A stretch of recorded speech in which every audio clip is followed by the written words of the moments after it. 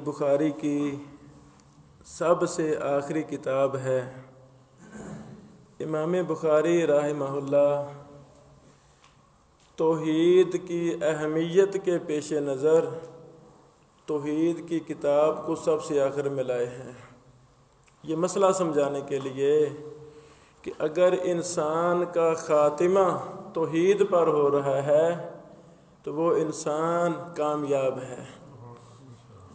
زندگی میں چھوٹی موٹی کمیاں کوتاہیاں جو اس سے ہو گئی ہیں، آخر تو توحید ہے نا، توحید پر خاتمہ یہ جنتی انسان کی علامت ہے۔ حدیث نمبر 7373 سیدنا معاذ بن جبل رضی اللہ تعالی عنہ سے روایت ہے، کہتے ہیں رسول اللہ صلی اللہ علیہ وسلم نے فرمایا، یا معاذ، اے معاذ، اتدری ما حق اللہ علی العباد، کیا آپ جانتے ہیں کہ اللہ تعالیٰ کا بندوں پر کیا حق ہے؟ اللہ تعالیٰ کا بندوں پر کیا حق ہے؟ معاذ فرماتے ہیں رضی اللہ تعالی عنہ، اللہ و رسولہ عالم، کہ اس کا جواب میرے پاس نہیں ہے، اللہ تعالیٰ جانتے ہیں یا اللہ کے رسول جانتے ہیں؟ تو رسول اللہ صلی اللہ علیہ وسلم نے جواب دیا، ان یعبدوہ، اللہ کا بندوں پر حق یہ ہے کہ بندے اللہ کی عبادت کریں، ان یعبدوہ، کہ بندے صرف اور صرف ایک اللہ کی عبادت کریں، ولا یشرکوا بہ شیئا، اور اللہ کے ساتھ کسی کو بھی شریک نہ ٹھہرائیں۔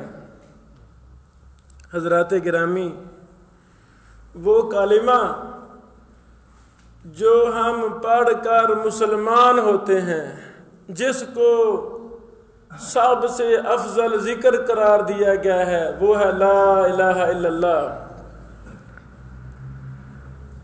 ہمارے معزز مہمان بھائی بھی ہیں، اللہ رب العالمین ہمارے بھائیوں کی محنت کو قبول فرمائے۔ ایک قدم کے بدلے نیکیاں ہیں، درجات کی بلندی ہے۔ دین کے لیے سفر کرنا ایسے ہی ہے جیسے انسان جنت کے راستے پر سفر کر رہا ہے۔ تو لا الہ الا اللہ محمد رسول اللہ کا معنی کیا ہے؟ لا الہ الا اللہ محمد رسول اللہ کا معنی یہ ہے جو اس حدیث میں آیا ہے، ان یعبدوہ ولا یشرکوا بہ شیئا، یہ ہے معنی کہ اللہ کے علاوہ کوئی معبود نہیں ہے۔ کیا مطلب؟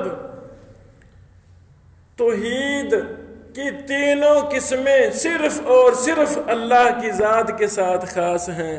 عبادت توحید کی بہت بڑی قسم کہ عبادت صرف اللہ کی ہے۔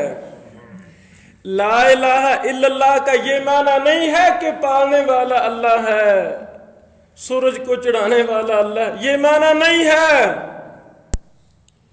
لا الہ الا اللہ کا مطلب ہے کہ صرف اور صرف عبادت اللہ کی ہے۔ مطلب کیا؟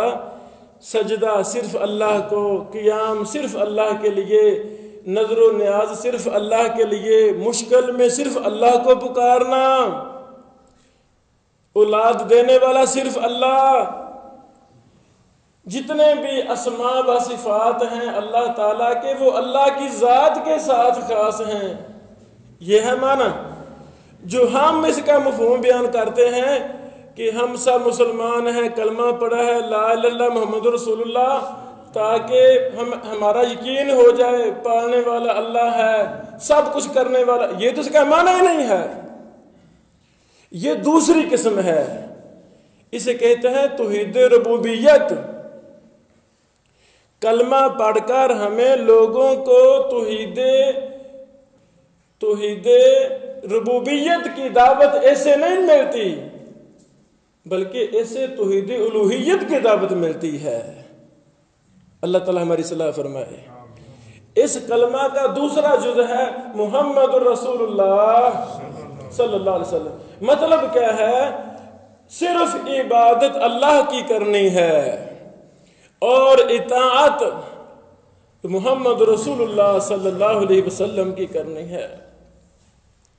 کوئی بھی صفت انسان سے چھوٹ جائے اس کا اسلام کے ساتھ کوئی تعلق نہیں رہتا۔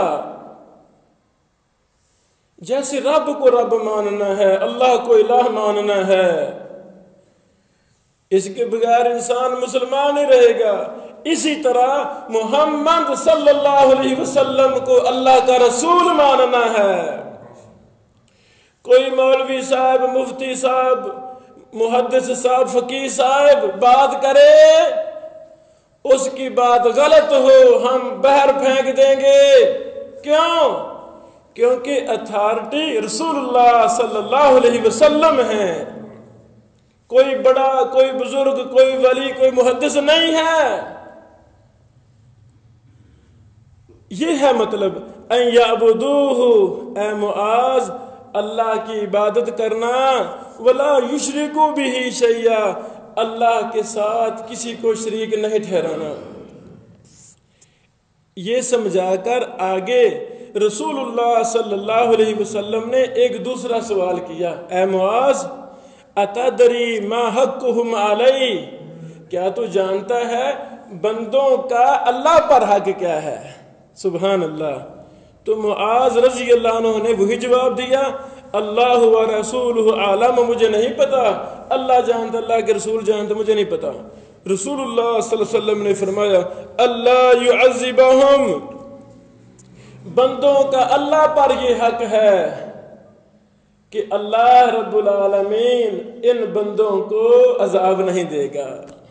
جن کا عقیدہ درست ہوا، عقیدہ توحید درست ہوا، محمد صلی اللہ علیہ وسلم کو رسول مانا، اپنی نماز، اپنی صف، اپنا وضو، اپنا نکاح، طلاق، دین کے سارے مسائل قرآن و سنت کے مطابق اپنا لیے،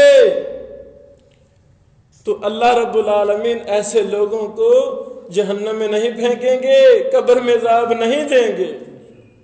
اللہ سے دعا ہے اللہ رب العالمین ہمارا عقیدہ توحید اس کو مضبوط فرمائے، اور کلمے کا معنی لا الہ الا اللہ، اس میں توحید ربوبیت نہیں ہے، اس میں توحید الوہیت ہے کہ عبادت صرف اللہ کی، محمد رسول اللہ، اطاعت صرف اللہ کے رسول کی، کسی امام کی اطاعت نہیں ہے۔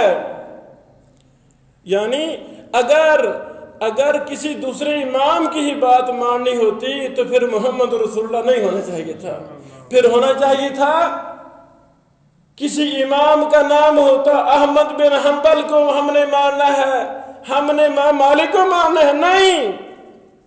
تو اس لیے یہ ہماری محنت اس وقت کارآمد ہوگی جب سنت کے مطابق ہوگی، جب کلمے کی دعوت، کلمہ توحید میں جو پوشیدہ چیز ہے توحید الوہیت کا ہم پرچار کریں گے۔ اللہ رب العالمین ہماری صلاح فرمائے۔ وآخر دعوانا ان الحمدللہ رب العالمین۔